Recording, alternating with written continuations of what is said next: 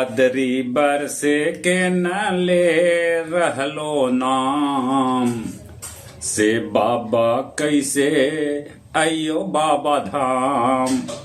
बदरी बरसे के न ले रहलो नाम से बाबा कैसे आइयो बाबा धाम। जहिया से चढ़ल है सावन पानी न है बरसल। जहिया से चढ़ल है सावन पानी न है बरसल। धरती संगे मजूर किसान के पानी बिन मन तरसल। खेती के न एको हो रहलो काम से बाबा कैसे आइयो बाबा धाम। बदरी बरसे के न ले रहलो नाम से बाबा कैसे आइयो बाबा धाम। से बाबा कैसे आइयो बाबा धाम। औघड़ दानी बाबा सबके तू तो दुख हरा। औघड़ दानी बाबा सबके तू तो दुख हरा।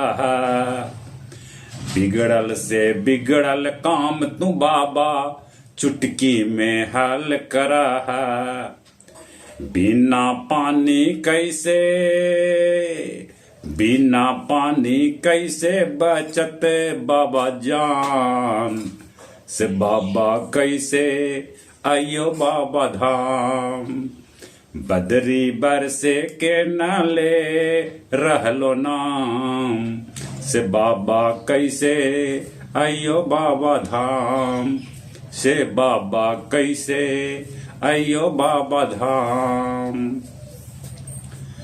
बाबा धाम आबे के बाबा कर ले ही तैयारी। बाबा धाम आबे के बाबा कर ले ही तैयारी। बाकी मौसम रुखल सुखल ई बड़की लाचारी। कर रहलो सावन में भी बाबा कड़ा घाम। से बाबा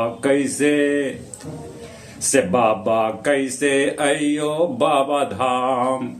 बदरी बरसे के न ले रहलो नाम से बाबा कैसे आइयो बाबा धाम। से बाबा कैसे आइयो बाबा धाम।